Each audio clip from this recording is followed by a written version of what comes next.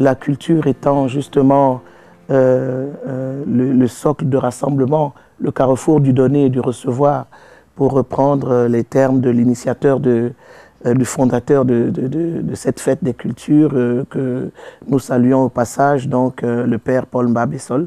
Donc par rapport à cela, on s'est dit, le ministre a pensé à juste titre et avec, de manière collégiale ça a été décidé, que pourquoi ne pas intituler ça interculturalité et paix.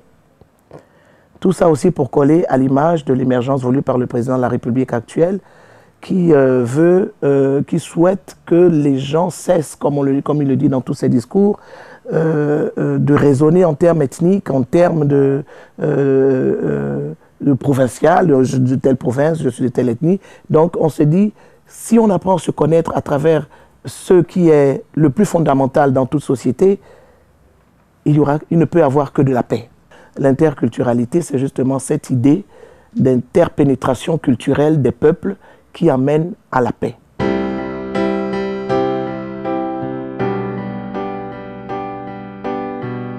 Pour cette édition, les innovations, c'est bon, déjà ce que je disais tout à l'heure, aller au-delà du Gabon, faire venir des artistes de l'étranger pour partager avec nous cette fête de culture, ce carrefour du donner et du recevoir. C'est aussi, par exemple, pour la nuit du concert, c'est, comment dire, on n'a pas évité les grosses pointures, on a invité très peu de grosses pointures pour que eux, ils tirent les plus petits vers le haut et les fassent connaître. Parce que souvent, c'est les mêmes qu'on voit, c'est les mêmes qui reviennent. Or, il y a des talents cachés qu'on n'arrive pas à voir parce que c'est toujours les mêmes qu'on voit. Alors là, cette fois-ci, justement, toujours pour répondre dans l'esprit de l'unité, de la paix, voilà, les artistes, les anciens artistes présenteront les nouveaux. Ils viennent, ils feront peut-être 2 ou 3 chansons et puis ils appellent un petit sur scène pour venir se faire lui aussi à son tour connaître. Donc là déjà ça fait aussi encore une autre innovation. Et puis il y en a d'autres dont vous pourrez constater la surprise sur place à travers les décors, à travers la musique, à travers surtout le théâtre.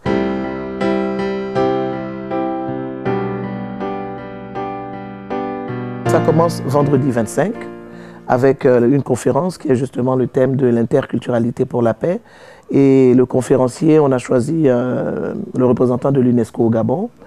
Et ça a lieu à l'immeuble Arambo. Donc pour tous ceux qui liront ça avant demain, ils peuvent se présenter à l'immeuble Arambo à partir de 15 h pour assister à cette conférence débat où il leur sera loisible de poser toutes les questions qu'ils veulent à ce moment-là sur l'interculturalité, sur la paix, sur tout ce qu'ils voudront.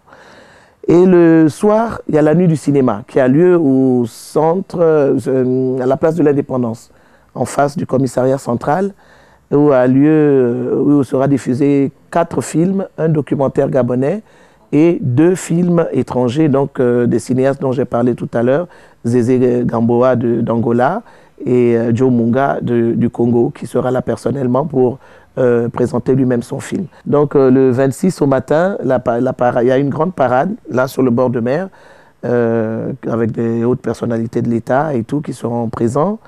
Et donc nous invitons les gens à venir à masse assister à cette parade-là. Et donc dans la soirée, ce sera la nuit du théâtre justement, dont on parlait tout à l'heure. La nuit de la chanson qui sera la clôture, donc dimanche.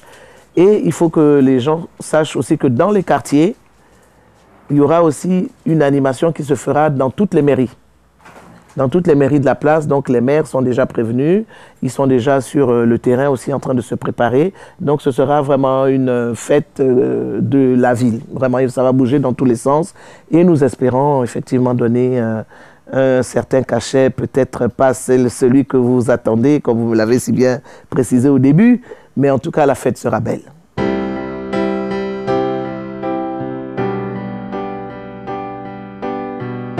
Les précédentes éditions ont été extraordinaires dès leur début. Il est vrai qu'il y a eu un temps mort, moi j'appellerais ça un temps mort, comme en toute chose, lorsqu'il y a transition, il y a parfois du mal à rebondir. Mais là, petit à petit, les choses se remettent en place et je pense que cette année, on verra très certainement une nette différence entre peut-être les 2 dernières années et celle-ci. parce qu'au fur et à mesure, les choses avancent, les choses changent. Il y a beaucoup de mesures qui sont prises au niveau de l'État qui font que les choses marchent de telle ou telle autre manière, selon les circonstances, selon les besoins du moment, selon aussi les autorités mises en place à ce moment-là. Voilà, donc le bilan pour moi, il est positif.